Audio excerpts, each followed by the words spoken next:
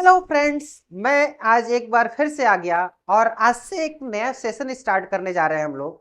आज से हम एक नया सेशन स्टार्ट करने जा रहे हैं लोग। और वो सेशन किसका होने वाला है? तो जेई मेंस के लिए होने वाला है।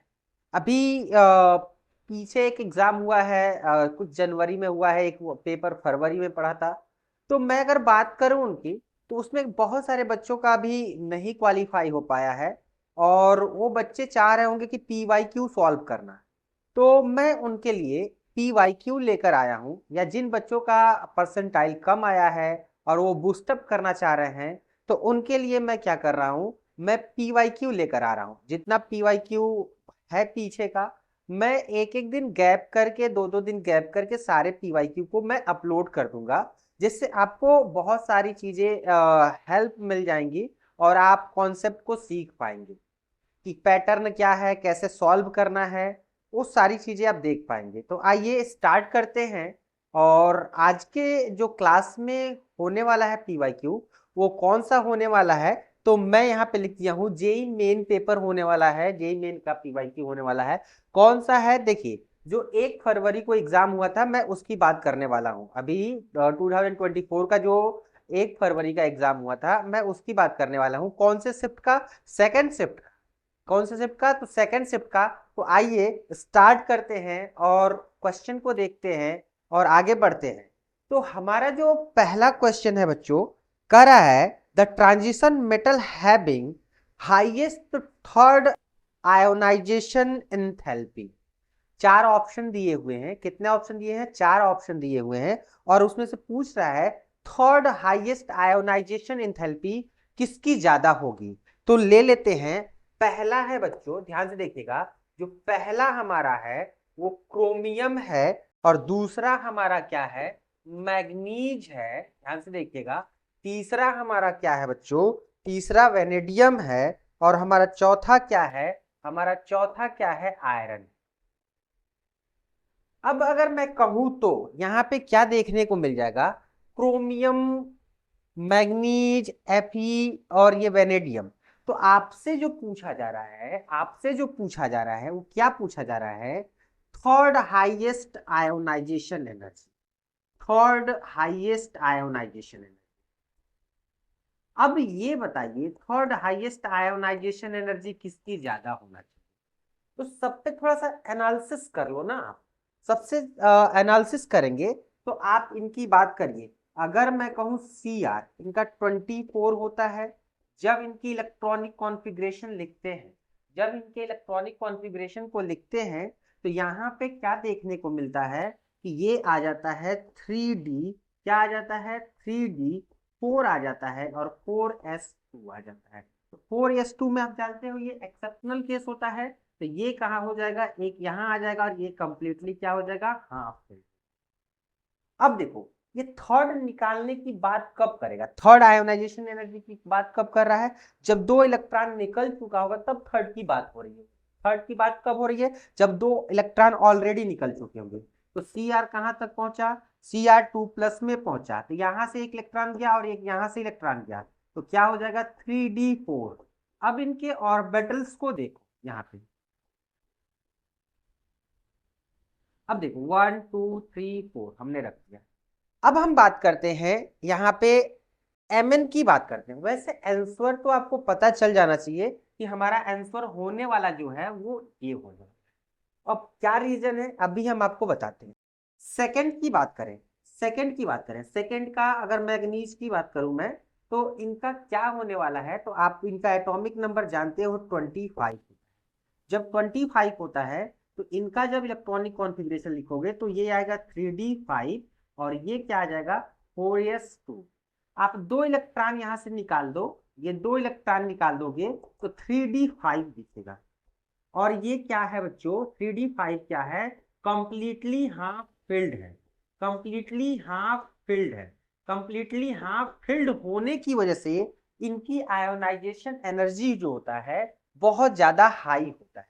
बहुत ज्यादा हाई होता है। और वेनेडियम की बात करें, तो वेनेडियम का कितना हो जाता है, तो आपको वेनेडियम पता होगा कि इनका हो जाता है 22, तो ये आ जाएगा 2 आ जाएगा, तो इसका कोई मतलब नहीं है, इनका भी कम होगा। सबसे हाईएस्ट किसका होने वाला है, मैंगनीज का होने वाला है। क्यों, क्योंकि जो इसका थर्ड आयोनाइजेशन होता है, आप थर्ड इलेक्ट्रॉन निकालने की बात कर रहे हो, वो कंप्लीटली हाफ फिल्ड है। और आपको पता होगा सबसे स्टेबल क्या होते हैं, इनर्ट वाले होते हैं इलेक्ट्रॉनिक कॉन्फ़िगरेशन जिनका पूरा फुलफिल्ड होता है। उसके बाद क्या होता है, जिसका कंप्लीटली हाफ फिल्ड होता है, उनकी आयोनाइजेशन एनर्जी क्या होती है, सबसे ज्यादा होती है। तो ऑप्शन में आप क्या लगाएंगे, उधर ऑप्शन अपना देख लो, ऑप्शन बी इज यानी second is correct, option second is correct. तो मैं इसको हटाऊंगा और अगले क्वेश्चन पे मैं बढ़ूंगा, तो मैं इसको हटाता हूं और अगले क्वेश्चन पे बढ़ता हूं। आइए मैं इसको हटाता हूं। कॉन्सेप्ट आप सीखते रहेंगे, यहाँ पे कॉन्सेप्ट सीखते रहेंगे यहाँ से। चलिए अगला क्वेश्चन जो है वो कह रहा है, स्टेटमेंट बेस्ड है क्वेश्चन। नेक्स्ट क्वेश्चन जो है कह रहा है, given below are two statement, दो स्टेटमेंट दिया है, कौन कौन सा है। स्टेटमेंट फर्स्ट कह रहा है, a pi bonding molecular orbital has lower electron density above and below the internuclear axis. कह रहा है जो पाई बॉन्डिंग मोलिक्यूलर ऑर्बिटल होता है वो एक्सिस के ऊपर और नीचे इलेक्ट्रॉन की डेंसिटी क्या होता है, लोअर होता है। चलिए कोई बात नहीं, दूसरा स्टेटमेंट पढ़ते हैं। दूसरा स्टेटमेंट कर रहा है, द पाई स्टार का मतलब जानते हो ना, anti bonding, pi star anti bonding molecular orbital has node between the nuclei. ये कह रहा है जो एंटी बॉन्डिंग मोलिकुलर ऑर्बिटल होते हैं उनके बीच में क्या होता है, नोड होता है, यानी नोडल प्लेन होता है। तो आइए हम पहले इन दोनों स्टेटमेंट को समझे। पहला करा कि पाई बॉन्डिंग जो मोलिकुलर ऑर्बिटल होता है अलोंग द एक्सिस क्या होता है, above the axis, sorry above the axis और below the axis electron density कम होता है। तो आइए मैं पहले दिखाता हूं कि ये पाई बॉन्ड बनता कैसे, पाई बॉन्ड बनता कैसे। ये देखिए, ये आपका पाई बॉन्ड बनने वाला है। अब पाई बॉन्ड बनता कैसे है, इनके ओवरलैपिंग से, इनके ओवरलैपिंग। ये क्या हो गया, एवब हो गया, और ये क्या हो गया, बिलो हो गया, और ये क्या हो गया, एक्सिस हो गया, एक्सिस हो गया। अब इन दोनों की ओवरलैपिंग होगी तो आपको पता है ना क्या होता है, बनाना बॉन्ड बनता है बच्चों, बनाना बॉन्ड बनता है। आपको याद होगा क्या बनता है, बनाना बॉन्ड बनता है, बनाना बॉन्ड बनता है, ठीक, आप देख लेना। और ये बनाना बॉन्ड बन गया, ठीक है, और ये एक्सिस हो गया। अब देखो इलेक्ट्रॉन की डेंसिटी ज्यादा कहाँ पे है, ऊपर है और नीचे है, यानी स्टेटमेंट फर्स्ट जो है वो आपका वो आपका क्या है, फॉल्स है। स्टेटमेंट फर्स्ट क्या है, फॉल्स, क्योंकि एक्सिस के ऊपर और एक्सिस के नीचे जो इलेक्ट्रॉन डेंसिटी की बात करें वो ज्यादा होता है, इलेक्ट्रॉन पाए जाने की प्रोबेबिलिटी ऊपर और नीचे हाईएस्ट होता है। अब बात करते हैं सेकंड। सेकंड क्या कर रहा है, एंटी बॉन्डिंग। अब देखो एक चीज और, अब आप जब भी बॉन्डिंग करते हो तो आप जानते हो ना इनका क्या, इनका क्या बच्चों, इनका वेव, यहां पे देखो इनका जो वेव फंक्शन है वो क्या होना चाहिए, जो वेव फंक्शन का जो साइन है वो सेम होना चाहिए। यहाँ पे जो साइन है बच्चों सेम होना चाहिए। ये क्या करने के लिए, ये ओवरलैप करने के लिए। अगर ये दोनों पलट गए तो एंटी बॉन्डिंग बनेगा। क्या बनेगा, एंटी बॉन्डिंग बनेगा, क्योंकि दोनों साइन अपोजिट हो जाएंगे और अपोजिट नेचर होकर कंस्ट्रक्ट नहीं कर सकते। ये कंस्ट्रक्ट नहीं करते हैं, डिस्ट्रक्ट करते हैं, यानी इनकी ओवरलैपिंग नहीं हो पाएगी। इनका जो वेव फंक्शन का जो साइन है, जो साइन का साइन है वो क्या होना चाहिए, सेम होना चाहिए, ओवरलैपिंग। अब मैं ऐसा क्यों बता रहा हूं, क्योंकि अगला जो स्टेटमेंट है उसी पे बेस्ड है। आइए दूसरे स्टेटमेंट की बात करते हैं। दूसरे स्टेटमेंट में क्या हो रहा है, दूसरे स्टेटमेंट में कह रहा है कि ये एंटी बॉन्डिंग मोलिकुलर ऑर्बिटल होते हैं, उनके बिटवीन जो होता है नोड होता है, नोडल प्लेन आने वाला है। तो आइए देखते हैं, अगर मैं कहूं ये है प्लस, ये है माइनस, ठीक है। अब मैं कर रहा हूं यहां पे माइनस, यहां पे प्लस, और ये क्या है, एक्सिस, जैसे वहां पे एक्सिस है। क्या ये दोनों ओवरलैपिंग करके बॉन्डिंग करेंगे, तो नहीं करेंगे। क्यों, क्योंकि दोनों का साइन क्या है, एक दूसरे से डिफर है। तो फाइनली यहां से देखने को क्या मिलेगा कि हमारा ये प्लस और ये वाला माइनस इधर हो जाएगा, और यहाँ का जो माइनस है और प्लस है ये इधर हो जाएगा। और देखो, और इनके बीच में जो क्रिएट होगा उसे हम क्या बोलेंगे, नोड बोलेंगे, नोडल प्लेन बोलेंगे। तो ये स्टेटमेंट सेकंड जो है वो आपका करेक्ट है, स्टेटमेंट सेकंड है जो करेक्ट है। तो आप उधर ऑप्शन देखेंगे जिसमें स्टेटमेंट फर्स्ट फॉल्स हो, स्टेटमेंट सेकंड ट्रू हो, वो ऑप्शन लगा लेंगे। और ऑप्शन में देख लेता हूं, आपका third option is true, third option is true. अगला क्वेश्चन लेते हैं। अगला क्वेश्चन हमारा है, करा है कि असर्शन और रीजन का ही क्वेश्चन है। In aqueous solution Cr2 plus is reducing while Mn3 plus is oxidizing in nature. करा है Mn3 प्लस जो है ऑक्सीडाइजिंग शो करता है, और Cr2 प्लस जो है वो रिड्यूसिंग एजेंट की तरह वर्क करता है। बढ़िया है। अगला रीजन क्या करा, extra stability to half filled electronic configuration is observed than incompletely filled electronic configuration. करा ये जो देखा जा रहा है इसमें क्या देखा जा रहा है, एक्स्ट्रा स्टेबिलिटी जो है इनका इनकम्प्लीट है। तो ये बात तो सही है, आइए देखते हैं। पहला तो हमारा दे दिया है Cr2 प्लस में, और यहाँ पे दे दिया है Mn3 प्लस में। तो यहाँ पे जब देखेंगे तो ये D4 के केस में है, और ये जानते हैं ये D3 बनने के लिए, D3 बनने के लिए क्या करेगा, एक इलेक्ट्रॉन को निकालेगा। और यहाँ पे देखेंगे एक इलेक्ट्रॉन को निकालेगा, और ये D5 बनने के लिए क्या करेगा, एक इलेक्ट्रॉन को गेन करेगा। ध्यान से देखना, ये क्या करेगा, एक इलेक्ट्रॉन को गेन करेगा, एक इलेक्ट्रॉन को गेन नहीं करेगा, सॉरी, ये एक इलेक्ट्रॉन को रिलीज करेगा। क्या बनने के लिए, D3 बनने के लिए। एक इलेक्ट्रॉन को रिलीज किया, D3 बन गया, लोअर स्टेबल, लोअर एनर्जी में आ गया, और ये स्टेबल हो गया। तो ये D3 बनने के लिए एक इलेक्ट्रॉन को लूज कर रहा है, तो फाइनली क्या बन जाएगा, Cr3 प्लस बन जाएगा। और ये क्या करेगा, एक इलेक्ट्रॉन गेन करेगा। एक इलेक्ट्रॉन क्यों गेन करेगा, D5 बनने के लिए। तो ये हमारा बन जाएगा Mn2। तो सिंपल सा एक चीज और देखो ना, रेडॉक्स रिएक्शन जब पढ़ते हैं तो वहां पे बार बार सिखाया जाता है कि Cr2 प्लस में अच्छा नहीं होता है, Cr3 प्लस में अच्छा होता है। Mn3 प्लस में नहीं, Mn2 प्लस में अच्छा होता है, लेकिन 5 में होता है। आपको ये चीजें पता है, 5 में मतलब वो 7 में होता है, बेहतर होता है। तो आप ये बार बार देखे हो, तो ये Mn2 प्लस में, क्योंकि ये D5 यानी हाफ फिल्ड इलेक्ट्रॉनिक कॉन्फ़िगरेशन करता है, और ये D3 में जाता है। यानी D3 में जाने के बाद आपको ये पता चलता है कि D3 कहाँ है, लोअर एनर्जी पे है। और D3 की जो मैं बात कर रहा हूँ ना, T2G और क्या Eg, तो Eg हायर एनर्जी वाला है, D3 क्या है, लोअर एनर्जी, इसीलिए ये उस केस में स्टेबल होता है। अगले क्वेश्चन पे स्टेटमेंट जो आपको दिख रहा है वो आपको क्या देखने को मिल जाएगा कि दोनों हमारा जो ऑप्शन है वो क्या है, सही है। तो आप इसे टिक कर लेंगे। आइए आगे बढ़ते हैं, अगला क्वेश्चन लेते हैं। अगला क्वेश्चन कह रहा है match the list first with list second. अब आपको लिस्ट मैच करना है। तो आइए, रिएक्टेंट दिया है और प्रोडक्ट दिया है, तो इन रिएक्टेंट और प्रोडक्ट को देखते हैं। रिएक्टेंट और प्रोडक्ट को देखते हैं। फिनॉल दिया है, फिनॉल, फिनॉल दिया है, फिनॉल। आपको पता है जब फिनॉल लेते हो और साथ में कुछ रखा गया है, साथ में क्या रखा गया है, Zn रखा गया है और डेल्टा रखा गया है। तो आपको याद होगा कि ये Zn और डेल्टा से क्या होता है, फिनॉल सीधे बेंजीन रिंग में बदल जाता है। मैं सीधे लिख दे रहा हूं। दूसरा कह रहा है कि फिनॉल दिया है, यहाँ पे देखो, ये फिनॉल फिर से दिया, फिनॉल फिर से दिया है, फिनॉल फिर से दे दिया है, और साथ में दे दिया है CHCl3, और साथ में दे दिया है NaOH और Cl दे दिया है, NaOH और HCl दे दिया है।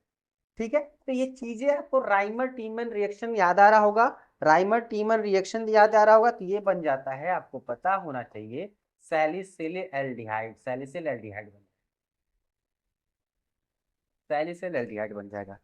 अब अगला केस देखते हैं, और अगला हमारा क्या करा है, फिर आपको CO2 दे दिया है। CO2 जैसे ही यहाँ पे रखोगे, ध्यान से देखना, CO2 जैसे ही रखोगे ये सैलिसिलिक एसिड बन जाएगा बच्चों।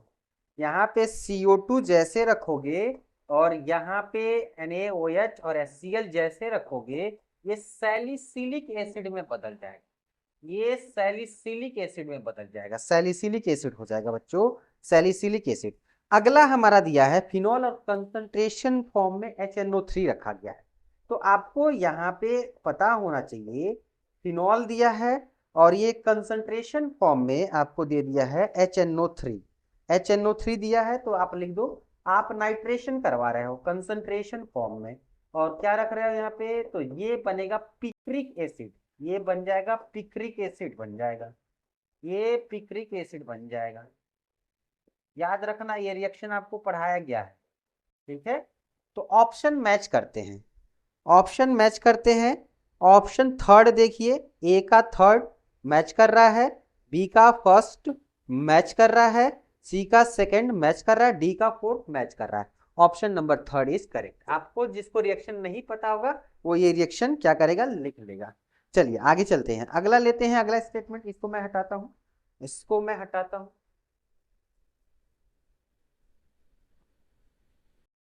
चलिए, तो अगला हमारा क्या करा है, given below are two statement. दो स्टेटमेंट दिया गया है, उस स्टेटमेंट को ध्यान से देखते हैं। करा statement first, both metal and non metal exist in P and D block element. करा है both metal and non metal exist in P and D block element. ये तो हमें पता है कि डी ब्लॉक में हमारे पूरे मेटल है और पी में मेटल भी है नॉन मेटल भी है। तो डी में तो नॉन मेटल नहीं है, कोई बात नहीं, आगे चलते हैं, आगे चलते हैं। अगला कह रहा है non metal have higher ionization enthalpy. Non metal के पास हायर आयोनाइजेशन इंथैल्पी होता है, ठीक, and higher electronegativity than the metal, higher electronegativity होता है। In the light of the above statement, choose the most appropriate answer from the option given below। आपको simple दिख रहा है कि फर्स्ट ऑप्शन में आपको कुछ न कुछ इनकरेक्ट लगेगा, क्योंकि डी में पूरे मेटल होते हैं, पी में मेटल नॉन मेटल दोनों है, नो डाउट, लेकिन डी भी नाम आ गया इसीलिए स्टेटमेंट फर्स्ट गलत हो जाएगा और स्टेटमेंट हमारा सेकंड क्या हो जाएगा, ट्रू हो जाएगा। तो ऑप्शन लगा लीजिएगा, कोई दिक्कत नहीं। चलिए अगला देखते हैं, अगला क्या कर रहा है, the strongest reducing agent among the following is. कर है आपको दिया हुआ है स्ट्रॉन्गेस्ट रिड्यूसिंग एजेंट बताना है। आप बताओ, ये NH3 है, क्या रिड्यूसिंग एजेंट है? SbH3 है, क्या रिड्यूसिंग एजेंट है? BiH3 है, क्या है? तो आप देखो ये आपका रिड्यूसिंग एजेंट हो जाएगा जो थर्ड वाला है। अब ऐसा क्यों? आप जानते हो कि इनके बीच का जो बनने वाला बॉन्ड है वो कैसा है, कैसा है आपको पता है। इनके बीच का जो बनने वाला बॉन्ड है वो बॉन्ड डिसोसिएशन एनर्जी क्या है, लो है, इसीलिए क्या कर सकता है, ये रिड्यूसिंग एजेंट की तरह वर्क करता है, ठीक है। आगे चलते हैं। Which of the following compound show colour due to d transition. कौन है जो डी ट्रांजिशन की वजह से कलर प्रोवाइड करता है? ऑप्शन दे दिया है, ऑप्शन दे दिया है copper sulphate. Copper sulphate blue colour का होता है, आपको पता है, ये पेंटाहाइड्रेटेड है। दूसरा हमारा है K2Cr2O7, ठीक है। तीसरा हमारा है K2CrO4, ये है, और ये KMnO4 है। आपको पता होना चाहिए ये फोर्थ वाला है, ये थर्ड वाला है। जब हम कॉपर की बात करते हैं, कॉपर यहाँ पे कॉपर सल्फेट में है, यानी Cu2+ के फॉर्म है, और Cu2+ के फॉर्म होने की वजह से ये C किसमें, Cu किसमें है, D9 में है, और D9 में होने की वजह से आप देखोगे एक इलेक्ट्रॉन, 2 3 4 5 6 7 8 9, 9 हो गया। एक फ्री इलेक्ट्रॉन दिख रहा है, क्या दिख रहा है, फ्री इलेक्ट्रॉन दिख रहा है। तो ये मूव करेगा, यानी ये डी ट्रांजिशन शो करेगा, ये डी ट्रांजिशन शो करेगा। तो आप देख लेना, आपका option number first is correct, option number first is correct, लगा लीजिएगा, option number first is correct, ठीक। आगे चलते हैं। अब अगला हमारा क्या करा है, the set of Meta directing functional group from. आपको कुछ ग्रुप दिया हुआ है और आपको बताना है कौन है जो मेटा डायरेक्टिंग है, कौन है जो मेटा डायरेक्टिंग है। जो इलेक्ट्रॉन विड्रॉ करने वाले होंगे वही मेटा डायरेक्टिंग होंगे। तो आइए देखते हैं। सबसे पहला केस हमको क्या दिख रहा है यहाँ पे दिख रहा है साइनो, दिख रहा है पहला ऑप्शन में बात कर रहा हूँ NH2 दिख रहा है, तो आप पता करो, पहले दे दिया है Cn, साथ में दे दिया है NH2 दे दिया है, और साथ में दे दिया है NHR, और आगे दे दिया है OCS। आप एक बेंजीन रिंग बनाओ, बेंजीन रिंग की बात करो, इसमें कोई एक लगाकर चेक करो। NH2 ये तुरंत क्या करेगा, इलेक्ट्रॉन इधर भेजेगा, तो इस पे इलेक्ट्रॉन यानी यहाँ पे यहाँ पे यहाँ पे ये पोजीशन इलेक्ट्रॉन की डेंसिटी बढ़ेगा, इलेक्ट्रॉन डेंसिटी बढ़ाएगा, ये इलेक्ट्रॉन डेंसिटी बढ़ाएंगे तो ऑब्वियसली ये क्या होंगे, O and P directing, O and P directing. पहला भले Cn एक है, Cn से कोई मतलब नहीं है, आप उतना तीनों चारों को चेक करना होगा। अगला कर रहा है नाइट्रो ग्रुप है, NH2 ग्रुप है, और COOH ग्रुप है, COOR ग्रुप है, तो इसमें NH2 एक आ गया, उसकी वजह से ये भी नहीं होगा। अगला चलते हैं, थर्ड देखते हैं, थर्ड आपका, हाँ थर्ड हो जाना चाहिए। थर्ड में जो दिया है मैं एक एक बार बता दूं, थर्ड में क्या दिया है, नाइट्रो ग्रुप दिया है, ये इलेक्ट्रॉन विथड्रॉइंग ग्रुप है यानी मेटा डायरेक्टिंग होगा। ये CHO है, ये भी मेटा डायरेक्टिंग होगा। आपका ये सल्फोनिक एसिड वाला केस है, ये भी मेटा डायरेक्टिंग हो जाएगा। और COR दे दिया, ये भी आपका क्या हो जाएगा, मेटा डायरेक्टिंग हो जाएगा। कैसे, आप एक एग्जांपल लेकर चल सकते हैं। यहाँ से आप यहाँ पे देखोगे, यहाँ पे जो N है और ये O है, ये इस पे माइनस आएगा, इस पे प्लस आएगा, और प्लस आने की वजह से ये इलेक्ट्रॉन को इधर लेगा, तो यहाँ पे पॉजिटिव, यहाँ पे पॉजिटिव, यहाँ पे पॉजिटिव, यानी यहाँ पे ये सब के सब। आप कहोगे CHO में कैसे दिखेगा, तो आइए CHO में दिखाते हैं, CHO में भी दिखा देते हैं हम। CHO में भी देख लीजिए, ये इलेक्ट्रॉन को ऊपर ले जाएगा, तो ये इलेक्ट्रॉन को खींचेगा, तो यहाँ पे पॉजिटिव, यहाँ पे पॉजिटिव, यहाँ पे पॉजिटिव। वैसे यहाँ पे देखने को मिल जाएगा, यहाँ पे देखने को मिल जाएगा SOOH, ठीक है। आपको यहाँ से देखने को मिलेगा, ये इलेक्ट्रॉन खींचेगा तो यहाँ पे पॉजिटिव आएगा, ये इसके इलेक्ट्रॉन को खींचेगा तो यहाँ पे आ जाएगा फिर पॉजिटिव पॉजिटिव पॉजिटिव। यहाँ पे वही केस देखने को मिल जाएगा, C डबल बॉन्ड O है, और आप इसको देखोगे तो फिर वही केस देखने को मिलेगा, ये इलेक्ट्रॉन को खींचेगा और यहाँ पे पॉजिटिव, यहाँ पे पॉजिटिव, यहाँ पे पॉजिटिव। आप बताओ इलेक्ट्रॉन की डेंसिटी कम कहाँ पे हो रही है, देखो अर्थो पैरा, अर्थो पैरा। तो कोई इलेक्ट्रॉन लेने आएगा तो कहाँ आएगा, कौन बचता है हमारा, कौन बचता है, मेटा बचता है, कौन बचता है, मेटा। इसीलिए सबके सब क्या हो जाएंगे, मेटा डायरेक्टिंग ग्रुप हो जाएंगे। एक्चुअली में ये अर्थो और पैरा को डीएक्टिवेट कर देते हैं, और किसको एक्टिवेट कर देंगे, मेटा को, क्योंकि ये यहाँ की इलेक्ट्रॉन की डेंसिटी कम हो जाती है।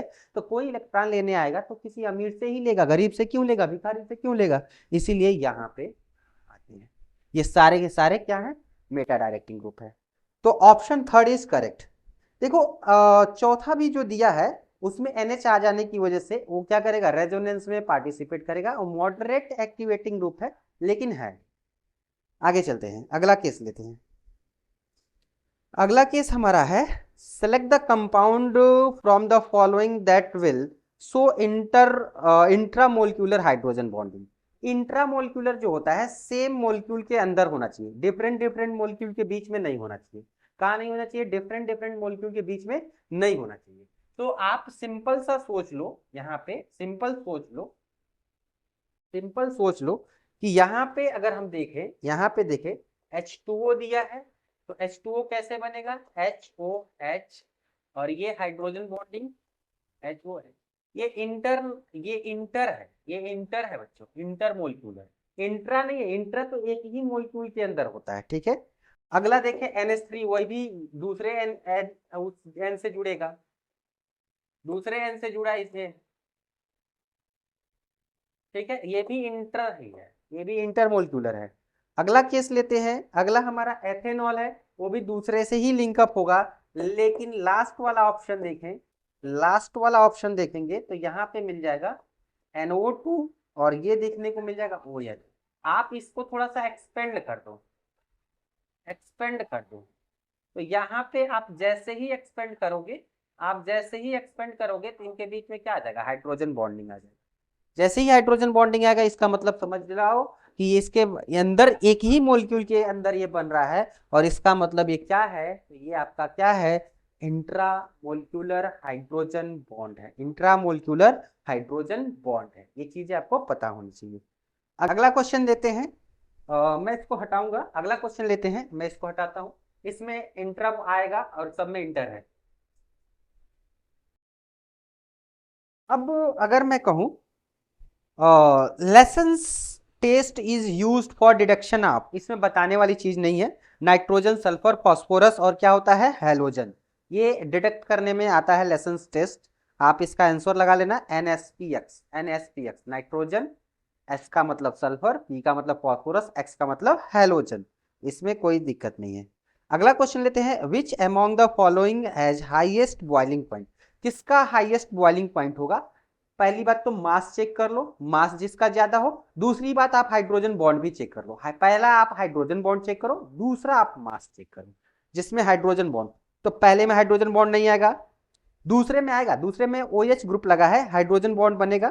तो आपका answer number second is correct, answer number second is correct. दो फैक्टर लगा लो, दो फैक्टर कौन, एक तो मास, दूसरा आपका क्या, हाइड्रोजन बॉन्डिंग। तो आपका answer number second is correct. अब कह रहा है, आगे ध्यान से देखिएगा, in the given reaction identify A and B, आपको रिएक्शन दिया गया है और आपको आइडेंटिफाई करना है। ये दिया है H2 और आपको करवाया गया है यहाँ पे रिएक्शन A से, और ये बना है PD रखा गया है, साथ में कैटलिस्ट रखा गया C, और ये बन रहा है CH3, सिस का केस बन रहा है, सिस का केस बन रहा है, सिस का केस बना है, सिस का केस बना है। तो यहां पे मैं ले लेता हूं CH3, नहीं CH3 नहीं है, C2H5, C2H5 है H।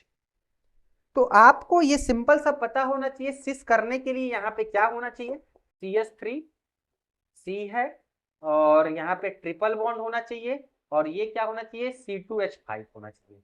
पहला आंसर तो यही, तभी तो 2H आएगा, एक यहाँ पे आएगा यहाँ पे। तो पहला आप A का आंसर ये लिख लो, कोई दिक्कत नहीं।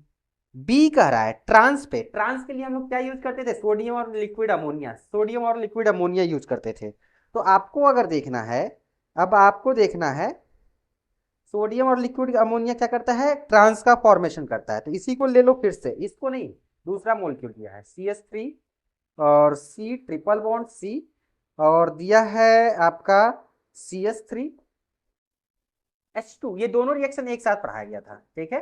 तो अब यहाँ पे रखा गया सोडियम और लिक्विड अमोनिया, आपको पता है ये ट्रांस एडिशन करवाते हैं, ये सिस करवाते हैं, ये ट्रांस एडिशन। तो आप सिंपल सा आप लिख लो C, एक H इधर आएगा, CH3 इधर जाएगा, और आपको एक चीज और मैं बता दूं, ये आपको मिल जाएगा CH और CH। तो जहां आपको आंसर दिख जाए आप लगा लो, A का आंसर ये हो जाएगा, B का आंसर ये हो जाएगा। ऑप्शन चेक करो, इसका नाम क्या हो जाएगा, ये क्या हो जाएगा, 1 2 3 4 5, ये पेंटाइन हो जाएगा, ये 2 पेंटाइन हो जाएगा, 2 पेंटाइन दिया है, और ये क्या दिया है, ट्रांस दिया है, ट्रांस दिया है, और 2 ब्यूटीन, ट्रांस 2 ब्यूटीन। तो option number first is correct. ठीक, आगे चलते हैं, अगला केस लेते हैं। कह रहा था total number of radial node for 3p orbitals, radial node की बात कर रहा है, मैं इसको हटाऊंगा। रेडियल नोड के लिए फॉर्मूला क्या पढ़े थे, क्या पढ़ाया गया था, क्या मैंने बताया था, रेडियल नोड हमने बताया था, रेडियल नोड, ये n का मतलब नोड है, n नहीं, नोड नहीं, यहाँ पे नोड ही लिख देते हैं पूरा, नोड लिख देते हैं, ठीक है, नोड। ये कहता है n-l-1, n क्या दिया है, देखो 3p बोला है, p l की वैल्यू कितनी होती है, 1 होती है, किसके लिए, उसके लिए एजीमुथल क्वांटम नंबर के लिए, और t हमारा क्या है, प्रिंसिपल क्वांटम नंबर, 3 रखो, l के लिए 1 होता है, -1 यानी इक्वल टू 1। आपका नोड कितना आ जाएगा, 1 आ जाएगा, फॉर्मूले में रख के चेक कर लो, answer number first is correct. चलिए आगे चलते हैं, मैच द लिस्ट, कर है carbon tetrachloride, methylene chloride, DDT freon. आप मैच करना, कार्बन टेट्रा क्लोराइड CCl4, उसके बाद क्या है CH2Cl2, दूसरा क्या है DDT फ्रियान। अब फ्रियान्स की अगर हम बात करें तो ये रेफ्रिजरेटर में यूज होता है बच्चों, पूछने वाली बात नहीं है, ये नॉन बायोडिग्रेडेबल है, इंसेक्टिसाइड को मारने के लिए यूज किया जाता है, खेतों में डाला जाता है, और ये पेंट रिमूवर का काम करता है, पेंट रिमूवर का काम करता है। पेंट रिमूवर का काम करता है, याद रखिएगा पेंट रिमूवर का काम करता है। और अगला हमारा CCl4 एक बचता है, वो क्या यूज हो जाएगा, फायर एक्सटिंग्विशर में। तो आप ऑप्शन चेक करेंगे, ऑप्शन सेकंड इज करेक्ट। ये फायर एक्सटिंग्विशर में, ये पेंट रिमूव करने में, DDT नॉन बायोडिग्रेडेबल है जो खेतों में यूज करता है, किया जाता है इंसेक्टिसाइड को मारने के लिए। फ्रियांस क्या होता है, रेफ्रिजरेटर में यूज होता है। आगे चलते हैं, अगला क्वेश्चन लेते हैं। कह रहा है the functional group that show negative resonance effect. कौन है जो नेगेटिव रेजोनेंस इफेक्ट शो करेगा? इसमें पूछने वाली बात क्या है, नेगेटिव रेजोनेंस यानी -R शो करने की बात कर रहा है। जो इलेक्ट्रॉन को, वही चीज है अभी जो रेजोनेंस का केस एक्टिवेटिंग डीएक्टिवेटिंग पढ़ा है ना, उसमें से आप चेक करो एक आंसर, वहीं से आपको आंसर मिल जाएगा। देखो NH2 दिया है, ये लोन पेयर है तो देगा, लेगा नहीं। ये आपका OH है तो ये भी देगा, यानी आपको कहाँ देने की बात कर रहा है, पीएच लगा दो ना यहाँ पर समझने के लिए, ये अंदर देगा, ठीक है। तो ये प्लस शो करेंगे, ये सब के सब प्लस, ये +R। अगला क्या है, अगला क्या है, अगला हमारा एक थर्ड है, थर्ड हमारा थर्ड, ये थर्ड है, ये फर्स्ट है, ये सेकंड है। थर्ड की बात करें तो इसमें COOH दिया है, तो ये देगा नहीं, ये लेगा, तो यहाँ पे प्लस आएगा, तो ये पीएच से क्या करेगा, इलेक्ट्रॉन को लेगा, तो ये -R को करेगा, -R, यानी आंसर आपका थर्ड सही। फोर्थ क्या है बच्चों, अगर पीएच को लगा दो और OR को लगा दो, कोई बात नहीं, ये देगा, ये +R को करेगा, ठीक है। -R से कौन शो करेगा, थर्ड वाला, थर्ड वाला -R शो करेगा। आगे बढ़ते हैं, अगला क्वेश्चन लेते हैं। कह रहा है CO दिया है आपके पास, हेक्साएमिन कोबाल्ट थर्ड दिया है, तो कोबाल्टेट दिया है, तो आप यहाँ पे लिख दो CO, और ये दे दिया है NH3, और ये दे दिया होल 6, ये +3 लगा हुआ है। अगला केस दे दिया है, CO दे दिया है, Fe6 दे दिया है, और यहाँ पे लगा दिया गया 3-। देखो ये क्या होता है, ये होता है वीक फील्ड लिगेंड होता है, वीक फील्ड लिगेंड होगा, वीक फील्ड लिगेंड होगा। और ये क्या हो जाएगा, स्ट्रॉन्ग फील्ड लिगेंड हो जाएगा, किसके, इसके +3 के सामने। तो स्ट्रॉन्ग फील्ड लिगेंड में क्या होता है, जो स्ट्रॉन्ग फील्ड होता है वो लो स्पिन देता है, लो स्पिन, और जो वीक फील्ड लिगेंड होता है वो हाई स्पिन देता है।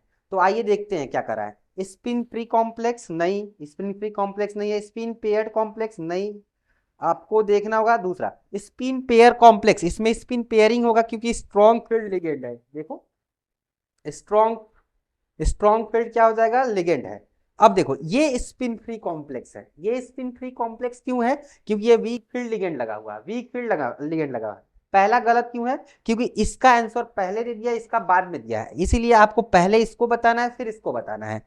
इसमें क्या होगा, इसमें पेयरिंग होगा, इसमें पेयरिंग कैसे होगा, कोबाल्ट, कोबाल्ट का आप लिख दो 28, 28 नहीं होता है 27 लिखो, 27 लिखो, और 3 इसमें बनाओ। तो ये कोबाल्ट को जब बनाओगे तो ये आ जाएगा 3D7, और ये 2 क्या आ जाएगा, 2 आ जाएगा, 2 करें 4s2 आ जाएगा। इसमें से 3 इलेक्ट्रॉन निकाल दो, 3 इलेक्ट्रॉन निकाल दो, 3D6 बनेगा, 3D6 बनेगा, 3D6 बनेगा, 3D6 बनेगा। और जैसे ही 3D6 बनेगा तो आप देखो, ये जैसे NH3 को लाओगे तो पेयरिंग होगा, पेयरिंग कैसे होगा, ये इधर आएगा, ये इधर आएगा, पेयरिंग हो गया। लेकिन इसमें पेयरिंग नहीं होगा, इसमें ये सब पेयर हो जाएंगे, पेयर होने के बाद क्या हो जाएंगे, सब में 2-2 आ जाएंगे,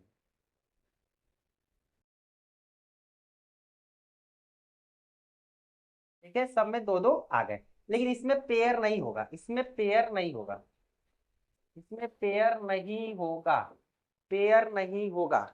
क्यों पेयर नहीं होगा, क्योंकि इसमें वीक फील्ड लिगेंड है तो उनके पास उतनी एनर्जी नहीं होती है, पेयरिंग एनर्जी लो होता है, जिससे पेयर नहीं होंगे। इसमें स्पिन फ्री है, ये जो इलेक्ट्रॉन दिख रहे हैं ना वो स्पिन फ्री है, स्पिन फ्री है, इसमें स्पिन फ्री नहीं है। देखो इसमें क्लॉक और एंटी क्लॉक दोनों है, ठीक है। स्ट्रॉन्ग फील्ड लिगेंड की वजह से ये पेयर हो गए। आगे चलते हैं, आंसर आपको चेक करना होगा, तो आंसर आपका हो जाएगा इसमें second is correct answer, second is correct answer. आगे चलते हैं, अगला हमारा क्या कर रहा है, स्टेटमेंट है, given below are two statement, SiO2 and GeO2 are acidic while SNO and PbO are amphoteric.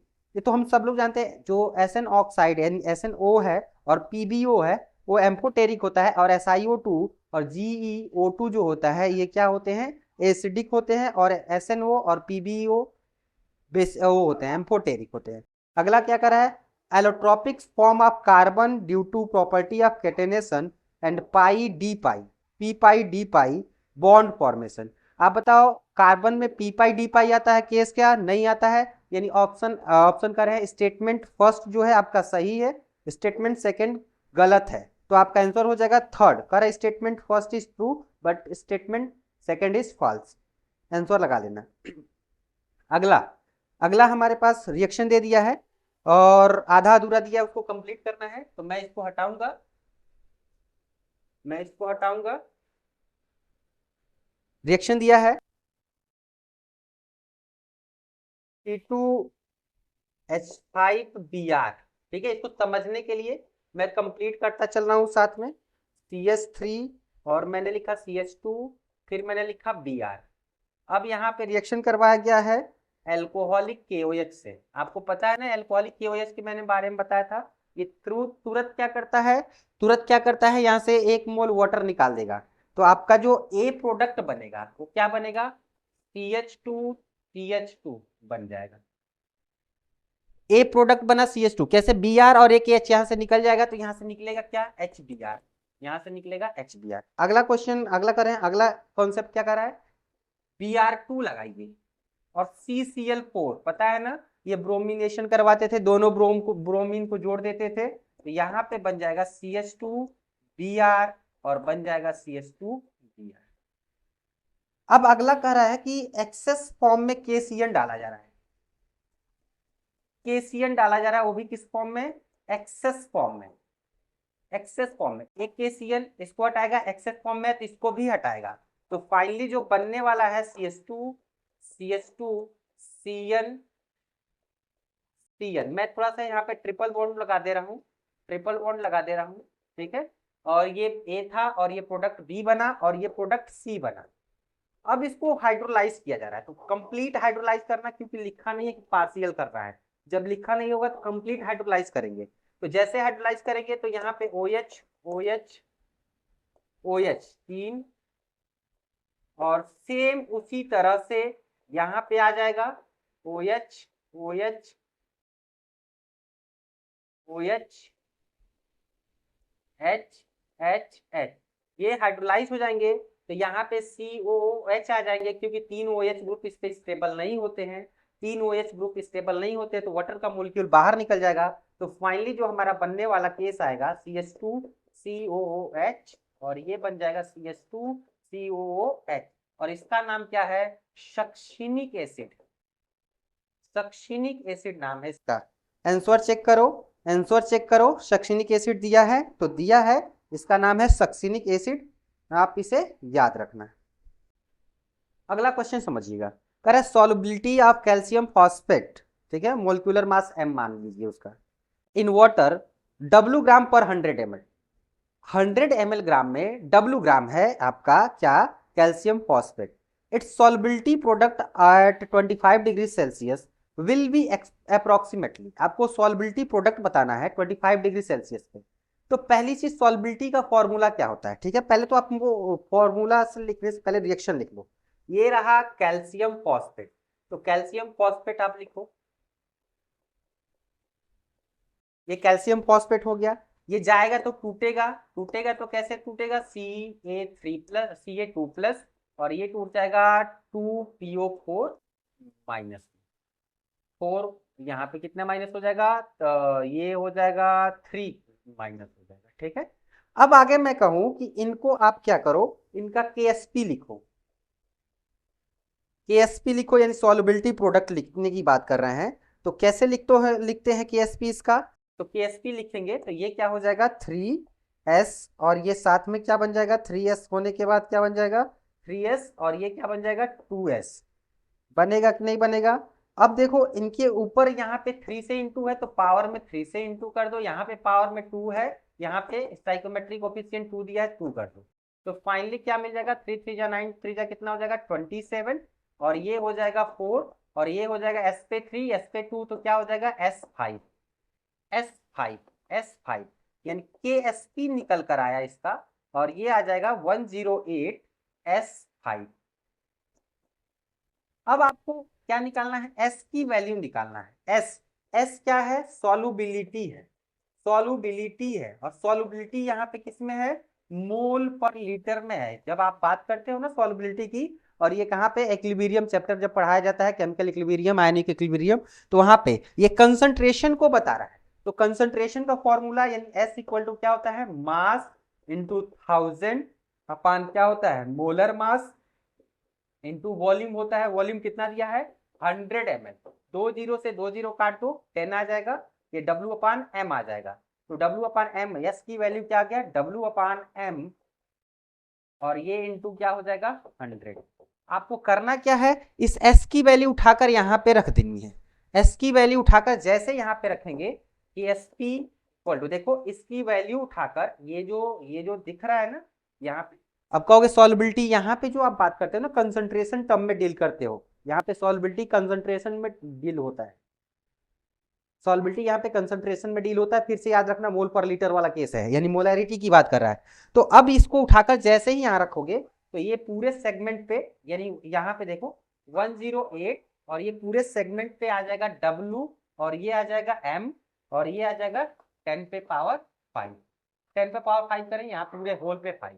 आप इसको निकाल लो बाहर, तो 108 इंटू 10 पे पावर 5, और ये आ जाएगा W अपान M, और ये आ जाएगा टोटल ये के ऊपर 5।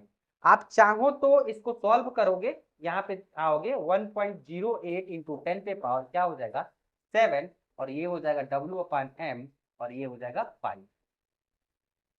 ये KSP की वैल्यू निकला, ये KSP की वैल्यू निकल गई। तो आपका आंसर मैच कराना होगा, यहाँ पे आंसर मैच कराइए, आंसर मैच कराइए, कहीं मैच कर रहा है क्या। हाँ, तो अप्रोक्स किसके बराबर आ रहा है, अप्रोक्स आ रहा है second, option number second is correct, option number second is correct, option number second is correct. आगे बढ़ते हैं, अगला क्वेश्चन देखते हैं। अगला क्वेश्चन कर रहा है, dimethyl ग्लाइऑक्सिम forms a 6 membered covalent chelate when treated with NiCl2 solution in presence of ammonium hydroxide. तो सिंपल सा एक चीज देखते हैं, NiCl2 है तो मैं उसको लिख दे रहा हूँ Na2+, और रिएक्शन करवाया जा रहा है अमोनियम हाइड्रोक्साइड के साथ, और ग्लाइऑक्सिम लिया गया है तो मैं लिख दे रहा हूँ डाइमिथाइल ग्लाइऑक्सिम। ये हो गया C, ये हो गया NOH, ये NOH, ठीक है, ये डाइमिथाइल ग्लाइऑक्सिम हो गया। डाइमिथाइल ग्लाइऑक्सिम, इसको 2 मोल लेते हैं तभी तो बैलेंस हो पाएगा हेक्सा बनाने के लिए, इसको हेक्सा करें टेट्राडेंटेड। तो अब यहाँ पे मैं क्या कर दूं, Na लिख देता हूँ, और एक तरफ से मैं इनको देता हूँ, यहाँ पे लिख देता हूँ N N N N, इनका हो गया OH, इनका हो गया O, इनका मान लीजिए H मैं ऐसे लगा देता हूँ, और मान लीजिए H है NH4 NH3, और मैं इसका लगा देता हूँ OH, और मैं इसका लगा देता हूँ OH। इनके बीच में हाइड्रोजन बॉन्डिंग आ जाएगा, इनके बीच की बात करें, ठीक, बाकी को बैलेंस कर दिया जाए। तो बाकी को बैलेंस करते हैं तो कुछ केस आपको दिख जाएगा, CH3। आप काउंट करो तो कितने मेंबर रिंग बन रहे हैं, काउंट करो तो कितने मेंबर रिंग बन रहे हैं, काउंट करो, तुरंत काउंट करो, रिएक्शन करवाने के बाद कितने मेंबर, 1 2 3 4 5, 5 मेंबर रिंग बन रहा है। यानी स्टेटमेंट फर्स्ट हमारा क्या है, इनकरेक्ट है। स्टेटमेंट फर्स्ट क्या है, इनकरेक्ट है, इनकरेक्ट है, इसको हम हटा देंगे, ये पहला स्टेटमेंट इनकरेक्ट है।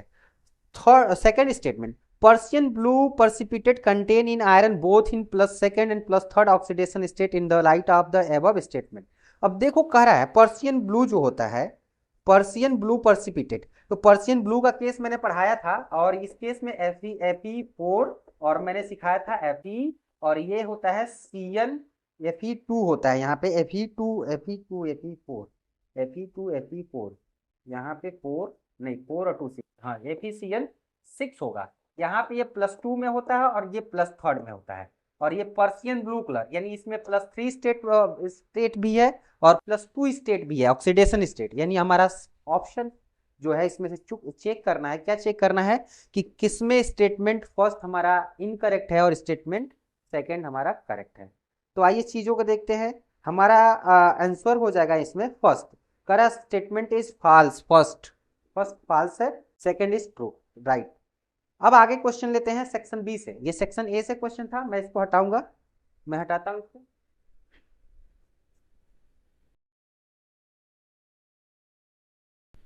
चलिए अगला क्वेश्चन लेते हैं। अगला क्वेश्चन कर रहा है आपको लेना है 2 मिथाइल ब्यूटेन और उसका क्लोरीनेशन करवाना है। क्वेश्चन सुनिएगा, total number of isomeric compound including stereo isomer formed by monochlorination of 2 methyl butane.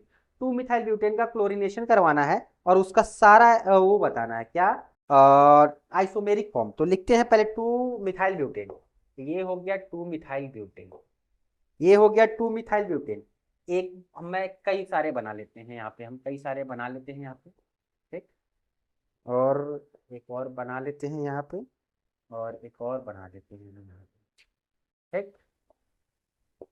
आप एक बार क्लोरीन को यहाँ जोड़ो, ये सेंटर कायरल हो गया, ये सेंटर कायरल हो गया, तो आपको पता है ना इसका एक मिरर इमेज बनेगा, यहाँ पे 2 होगा।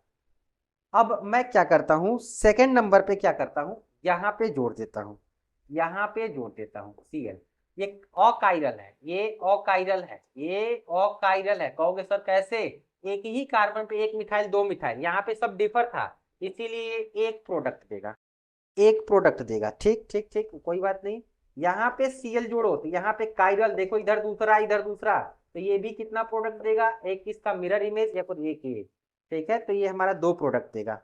और एक हम कहाँ जोड़ सकते हैं, यहाँ जोड़ सकते हैं, यहाँ पे कायरल नहीं आएगा, तो एक प्रोडक्ट ये मिल जाएगा। तो कितना हो जा रहा है, 6। आंसर आपका 6 हो जाएगा।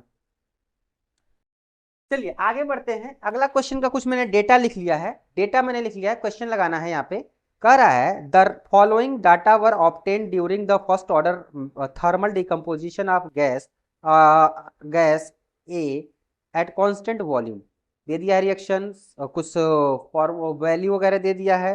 कह रहा है रेट कांस्टेंट बताना है, ठीक है। तो रेट कांस्टेंट बताना है, तो आइए हम चीज़ों को देखते हैं। कुछ वैल्यू दे दिया गया है। टाइम 0 पे जो रिएक्शन का प्रेशर था वो कितना था, 0.1। और टाइम 115 पे 115 सेकेंड पे इतना हो गया overall pressure. Overall pressure pressure के टर्म में चल रहे हैं, तो टाइम T15 पे आते हैं। पहले टाइम 0 पे बात करते हैं। इनका प्रेशर कितना था, 0.1। अब इधर क्या हो रहा होगा, इधर कुछ बना ही नहीं होगा। टाइम T15 पे क्या हुआ होगा, 115 पे, इसमें से 0.1 में से क्या गया होगा, x गया होगा, तो इधर क्या बना होगा 2x, यहाँ पे 2 लगा है तो 2x, यहाँ पे x। कह रहा है इस केस में जो प्रेशर है वह 0.28 के बराबर है। तो हम क्या करें, प्रेशर वाले टर्म को यहाँ से ले लेते हैं, तो यहाँ पे लिखेंगे 0.1x और इसको सम करो 2x, और ये हो गया x, ये किसके बराबर है, 0.28 के बराबर में। तो यहाँ से सॉल्व करो तो x की वैल्यू, ये x से x कट जाएगा, ये जाएगा इधर, ये जाएगा इधर, तो ये आ जाएगा 18। 18 को x 2 से डिवाइड करोगे तो 0.09 आ जाएगा x की वैल्यू। फर्स्ट ऑर्डर रिएक्शन आप पढ़े होगे, फर्स्ट ऑर्डर रिएक्शन को आपको पता होगा।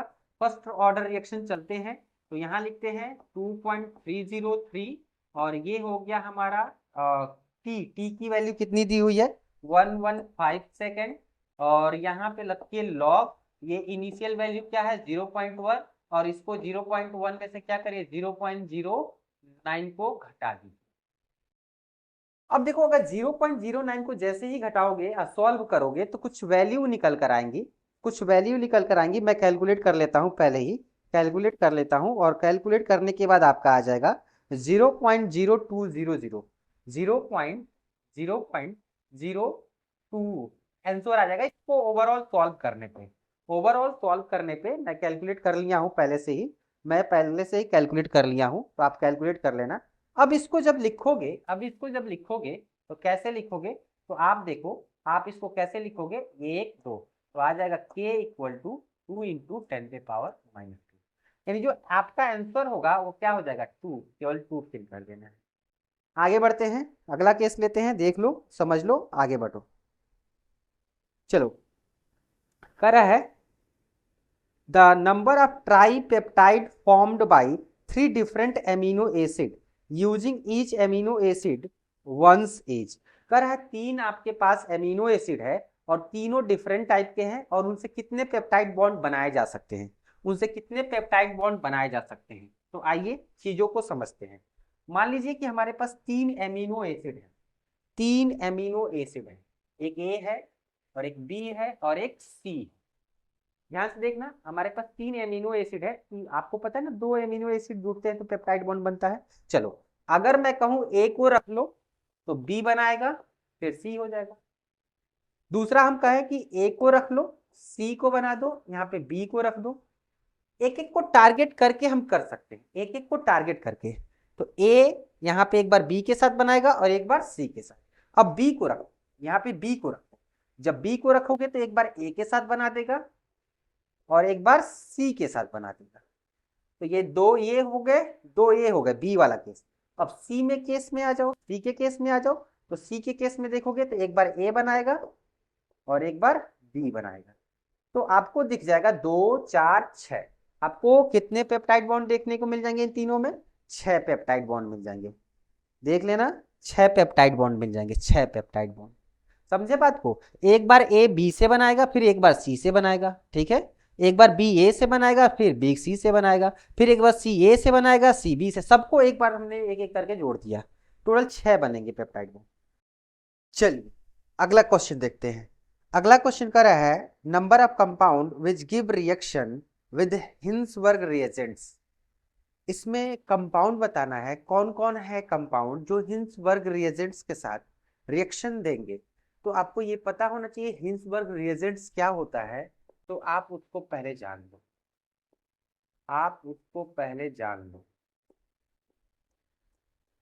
ये हिंसबर्ग रिएजेंट होता है, आप जान लो कि या तो इसके पास क्या होना चाहिए, इसके पास क्या होना चाहिए, 1 डिग्री या 2 डिग्री क्या होना चाहिए, अमीन होना चाहिए, तभी ये रिएक्शन देगा। नहीं तो ये रिएक्शन नहीं देगा। तो आइए ऑप्शन देखते हैं, ऑप्शन कर रहे हैं, ये कंपाउंड देखते हैं कौन कौन है जो नहीं देंगे। तो अब मैं बता दूं, जो देंगे सिर्फ मैं उसको बता रहा हूँ, जो नहीं देंगे मैं उनको नहीं बता रहा हूँ, क्योंकि जो देंगे उन्हीं को काउंट करके लिखना है। तो आपका जो है, ये जहां पे NH2 और NH दिख रहा है वो सब देंगे। NH2 देगा, फिर से और कौन है, सेकेंडरी एमीन देगा, देगा देगा, कोई दिक्कत नहीं है। अब ये भी देगा। अब अगर मैं कहूँ अगला हमारा क्या है, H2N। अगर मैं इनकी बात करूँ, मैं इसको इधर लिख रहा हूँ, इधर लिख रहा हूँ, इसको मैं लिख दूँ H2N। और इनकी मैं बात कर लूँ तो ये भी आपका देगा, ठीक है। और इनकी मैं बात कर लूँ तो ये इसके पास भी H है, देगा। जिसके पास H है वो सब देंगे, सब देंगे, ठीक है। NH2 ये भी देगा। अब आपके दिमाग में ये आ रहा होगा कि एक और ऐसा कंपाउंड दिया है, एक और ऐसा कंपाउंड दिया है, क्या वो रिएक्शन नहीं देगा? तो आप देखना, मैं उसके बारे में बता रहा हूँ। ये यहाँ पे मैं दिखा दे रहा हूँ, यहाँ पे मैं दिखा दे रहा हूँ। ये दे दिया है, ये दे दिया है NH, और ये दे दिया है फिर से आपको, ये बेंजीन रिंग के साथ लिंक करके दे दिया है। तो ये भी आपका नहीं दे, ये नहीं देगा। बाकी सब जो है ना, ये सब के सब देंगे। तो कंपाउंड काउंटर 1 2 3 4 5, यानी आंसर जो आपका होगा वो क्या हो जाएगा, 5 हो जाएगा। तो आंसर आपका क्या लग जाएगा, 5 लग जाएगा। तो आप लगा लेना और इसको कर लेना, ठीक है। चलिए चलते हैं, अगला क्या कर रहा है। Mass of ethylene glycol antifreeze to added to 18.6 kilogram of water.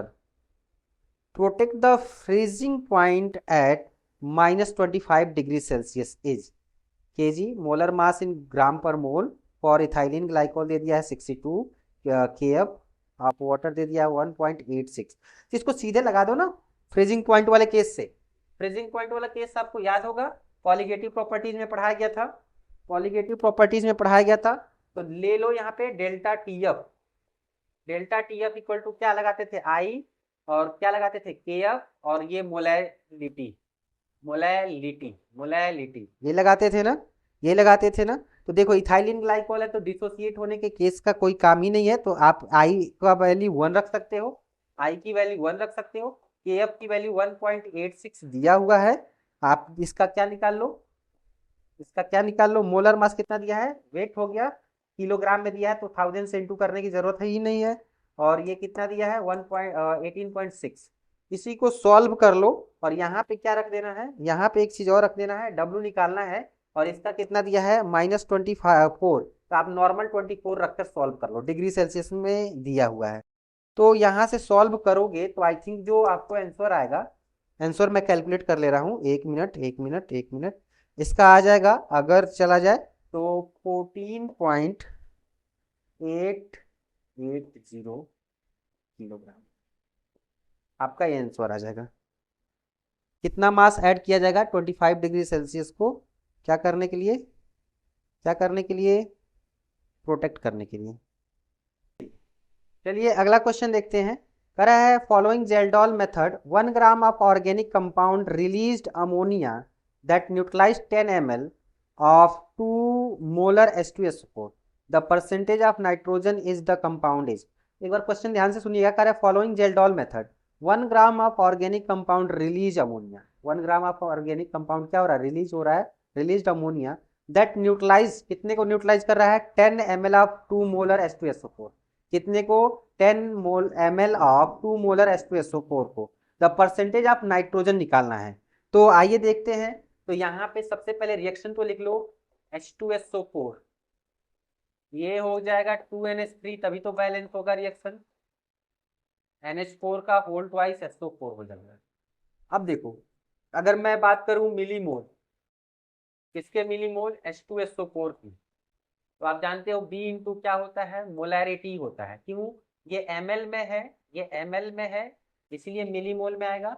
ये ml में है और ये मोलैरिटी 2 हो जाएगा, यानी 20 मिलीमोल हो जाएगा, 20 मिलीमोल। अब मैं बात करूं मिलीमोल ऑफ NH3, अगर मैं कहूं कि ये अगर 10 ml है तो इसको कितना लगा होगा, 20 लगा होगा, तो 20 ml हो जाएगा 2, और ये कितना आ जाएगा हमारा यहाँ पे 40 मिलीमोल, 40 मिलीमोल। इसके 2 गुना लगा होगा, इसके 2 गुना लगा होगा। देखो ये जितना भी होगा इसके 2 गुना ये लगेगा, सिंपल सा फंडा है। अब कह रहा है कि आपको कंपाउंड मिल गया, यहाँ पे मिल गया क्या, कंपाउंड मिल गया यहाँ पे, क्या मिल गया यहाँ पे, मिलीमोल मिल गया, ठीक है। अब मैं कहूँ कि मोल ऑफ एन निकाल लो, तो मोल ऑफ एन निकालने के लिए, मोल ऑफ एन निकालने के लिए आप क्या करोगे, ये मिलीमोल को कन्वर्ट करो मोल में, मोल में कन्वर्ट करने के लिए यहाँ पे 1000 से कर दो।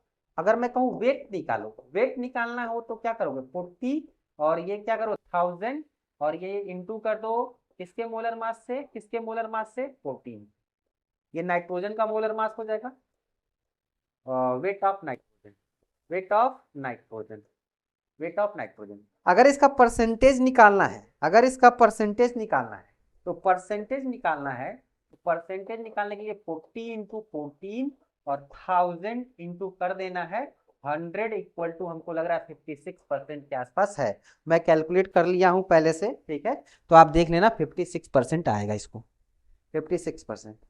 आगे चलते हैं, अगला केस लेते हैं, मैं इसको हटाऊंगा, एक बार देख लेना, स्क्रीनशॉट ले लेना, समझ लेना।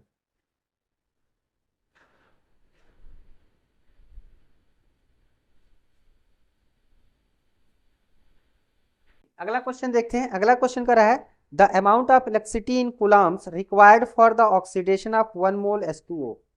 कह रहा है कितना मोल कितना कूलम इलेक्ट्रिसिटी चाहिए, कितना कूलम इलेक्ट्रिसिटी चाहिए 1 मोल H2O2 को ऑक्सीडाइज करना है O2 में। तो लो ना, लिखो ना यहाँ पे H2O को ले चलो O2 में, ले चलो O2 में ले चलोगे तो ये बन जाएगा 4H प्लस, और यहाँ से 4 इलेक्ट्रॉन निकल जाएगा। तो ये तो 1 मोल है, यहाँ पे तो ये -2 में है, यहाँ पे तो 0 में है, ठीक है, वेरी गुड है।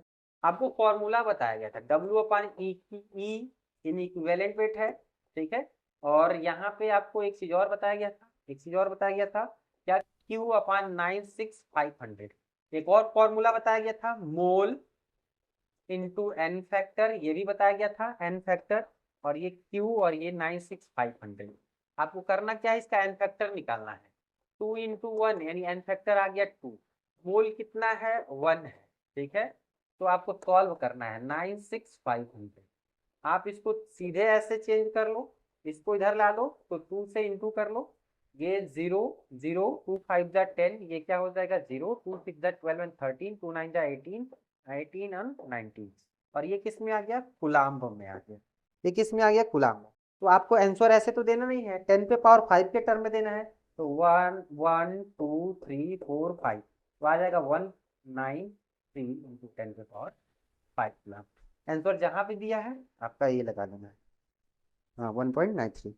अगला क्वेश्चन कह रहा है फॉर अ सर्टेन रिएक्शन 300 दे दिया है केल्विन, के इक्वल टू दे दिया है 10, then delta G for the same reaction 10 पे पावर -1 किलो जूल पर मोल में देना है।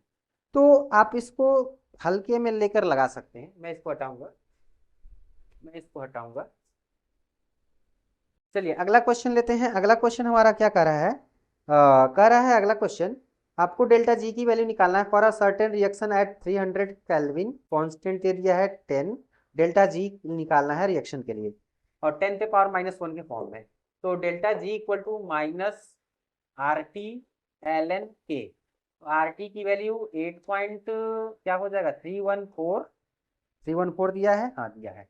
जूल पर केल्विन पर मोल दिया है, हाँ दिया है।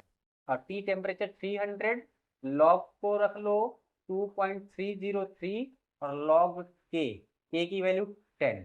तो ये सेगमेंट 1 सॉल्व कर लो। सॉल्व करने के बाद जो आंसर आएगा, सॉल्व करने के बाद जो आंसर आएगा बच्चों, उसको क्या करना है, उसको कर देना है डिवाइड बाई 1000। जैसे डिवाइड बाई 1000 करोगे तो ये वैल्यू आ जाएगा 5.744, ये आ जाएगा किलो जूल पर मोल। लेकिन आपको आंसर तो इसके फॉर्म में नहीं देना है, तो इसको उठाकर इधर कर दो, 57.44 इंटू 10 पे पावर -1 किलो जूल पर, आपका आंसर हो जाएगा। अगला क्वेश्चन लेते हैं, कंसिडर फॉलोइंग रेडॉक्स रिएक्शन।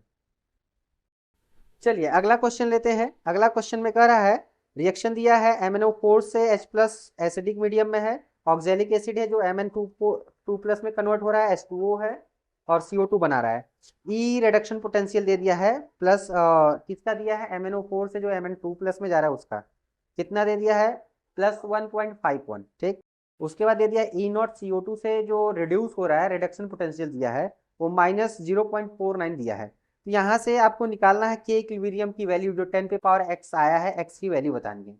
तो आपको करना क्या है, ई सेल लिखिए, ई सेल लिखिए, दोनों की ऑक्सीडेशन पोटेंशियल का केस और रिडक्शन पोटेंशियल वाला केस रख लीजिए और सॉल्व करिए। 0.49 प्लस कितना आ जाएगा, 1 पॉइंट कितना दिया है, 1 पॉइंट कितना दिया है 51।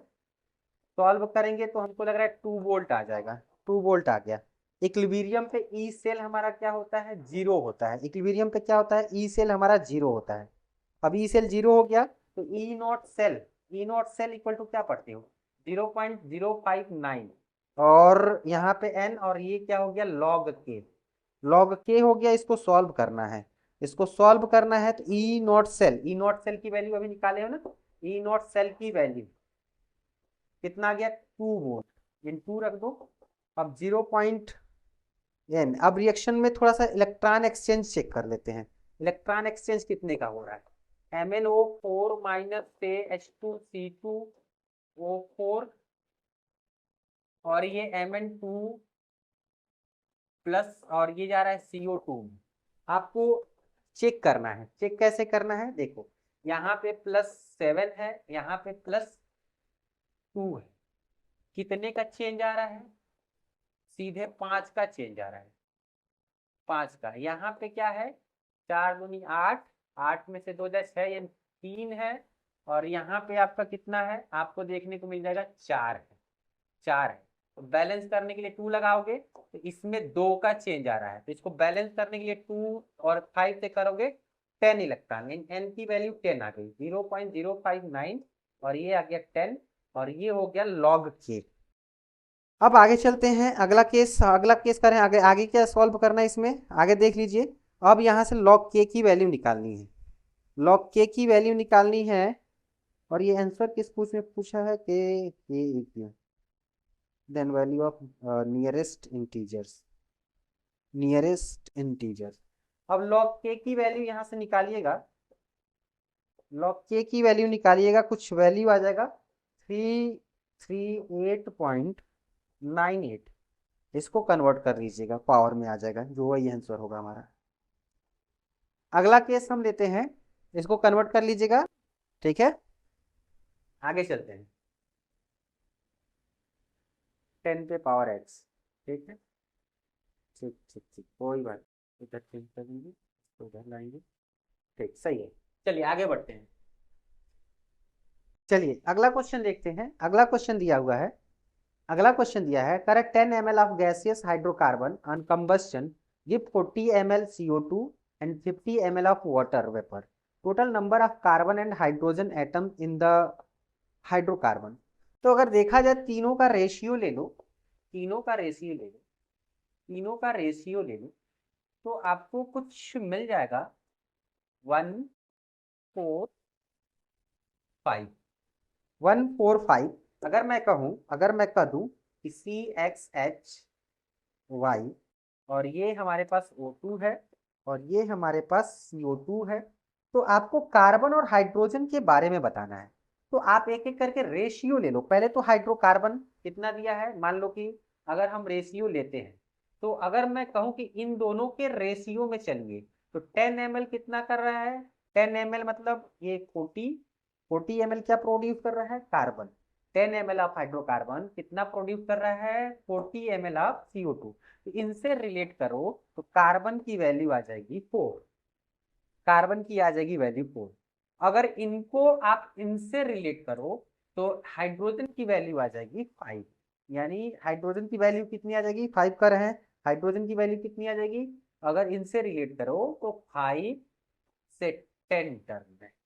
यानी अगर हमारे पास 50 ml है, कितना है, 50 ml है, तो ये आ जाएगा 10, यानी हमारा आंसर हो जाएगा क्या, C4H10। एक बार और ध्यान से देख लेना मैं क्या कहना चाह रहा हूँ।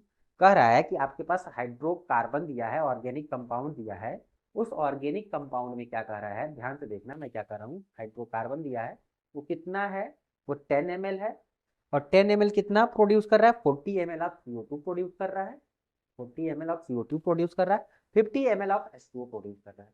तो मैंने उनका रेशियो लिया, इन दोनों रेशियो से लेने पे, इन दोनों के रेशियो लेने से जो ये कर रहा है 10 ml 4 मोल, 4 मोल आपको क्या मिल रहा है, कार्बन प्रोवाइड कर रहे हैं।